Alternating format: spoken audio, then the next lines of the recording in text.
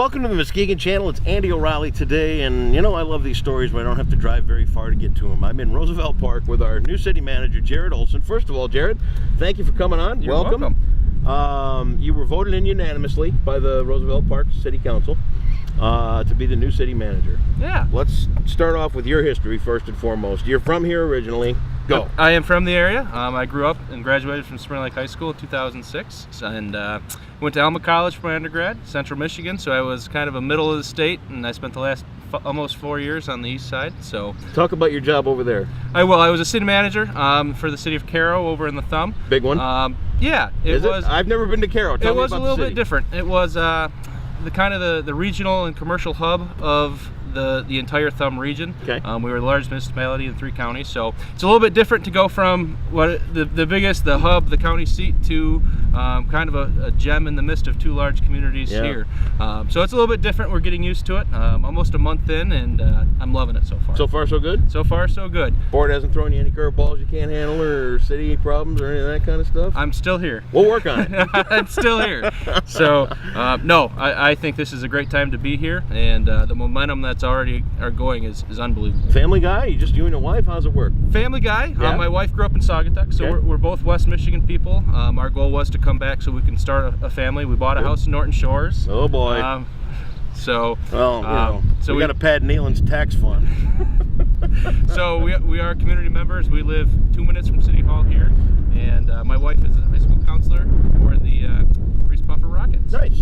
We're proud Rocketers. I know we're in sailor country. He's a mutt. Do you ever we're in sailor country. I know it. So I'm a fruit board Trojan, dude. Okay. That's how it works when Okay. you're married to a Well, teacher that's or too bad, whatever. because I grew up a Spring Lake Laker. So. All right, you're fired.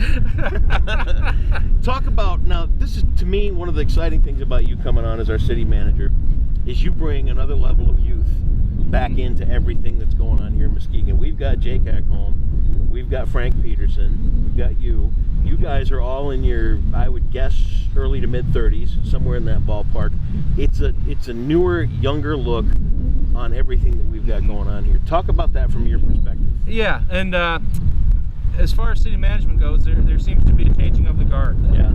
There is a large portion of people retiring out of it, and very few young people getting into city management. It's a reason why we've pushed internships. The greater Muskegon area is fortunate to have some of this huge momentum of what we'll call millennials. I am a millennial, Sure. and I'm proud to say I'm a millennial. Yeah. We have kind of a different take.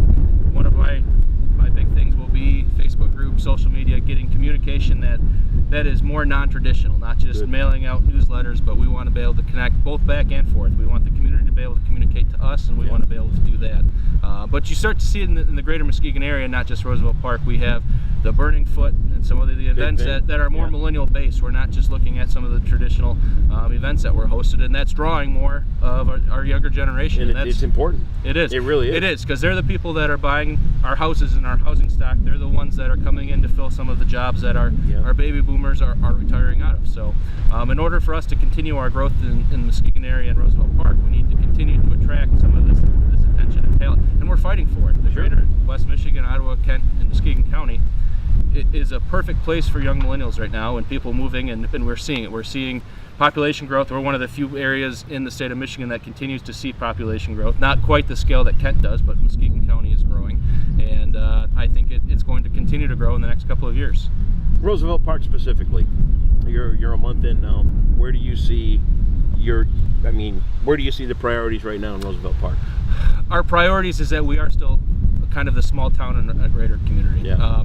I drive by home from work every day. Our little league fields are full of You're not kids doing and over coaches. 25 miles an hour, are you? No. All right. No, we're not, and that's a strict 25 miles an hour. I know it. But our community, our services, what attracts people here is that we have a neighborhood community. We have houses that are well kept up. Yeah. For the most part, our housing stock is phenomenal. Yeah. We have community engagement of events. We have our monthly movies in the park coming up. That coming up again? It is. Man. Movies in the park coming up. Sarah at City Hall is putting that all together. She's great, right now. isn't she? She's unbelievable. Yeah. All of the City Hall staff and city staff has been awesome. Yeah. We do a lot with a little, and that's what we're going to try to continue to do. Services, I would argue that the City of Roosevelt Park services are bar none to anything else in the area. Okay. Weekly recycling, weekly trash pickup, the fact that we still chip brush every single week. A lot of things that have gone away, we still have. We have beautiful parks. Roosevelt Park is kind of the hub of parks. We have 9 parks in 1 square mile. Yeah. If you want to live next to a park or close to one, you're guaranteed to be there. Yeah. No matter what. Problems. What do you see that needs to be addressed? We have to deal with our infrastructure. We are just like every other community in the state that our infrastructure is 50 years old. Incorporated in 1946 here, so we're seeing a lot of our late 40s, early 50s work that's coming up. Yeah. So Roosevelt Road last year was huge. We have Dawes and Westland, that is almost another mile of full reconstruction. Broadway next year, we're going to have almost 4 miles of new streets in 3 years. Wow. And that is phenomenal. We're able to do that. So that's going to be a big one that helps attract people into our community. House prices continue to go up when you have good infrastructure, good roads. So that's a big one.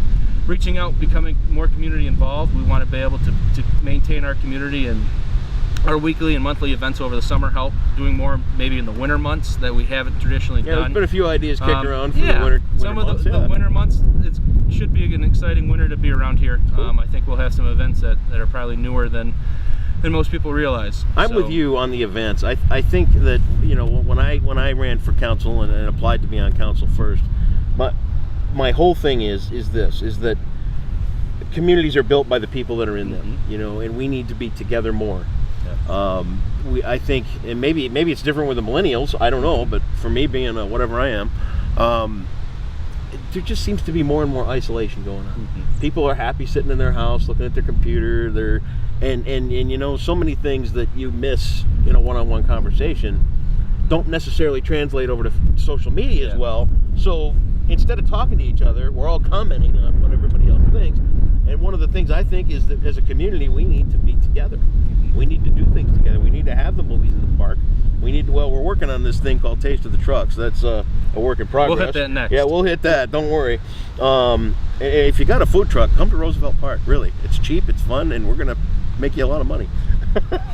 That's a good way to put it. Can you tell I'm the guy in charge of putting that one on? That's a good way to put it.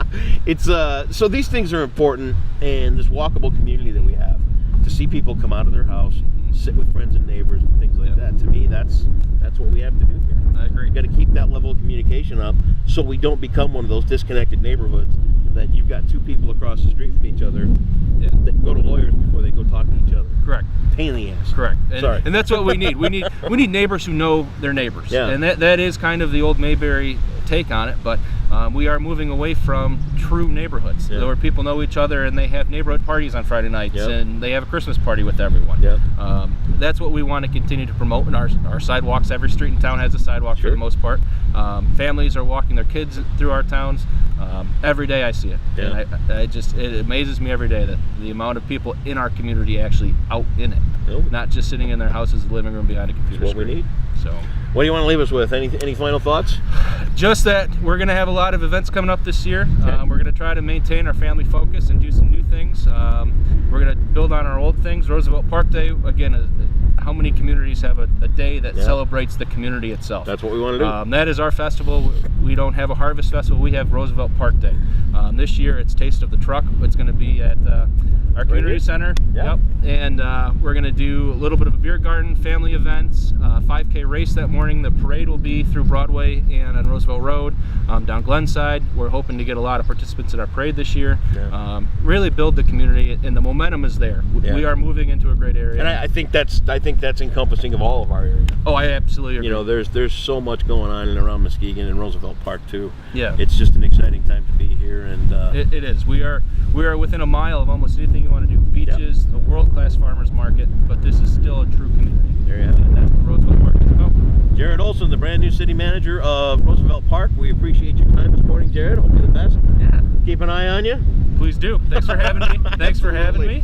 Jared Olson is at Roosevelt Park. He's one of the new faces here in town, helping things get moving in the right direction. Keep following up right here on the Muskegon Channel.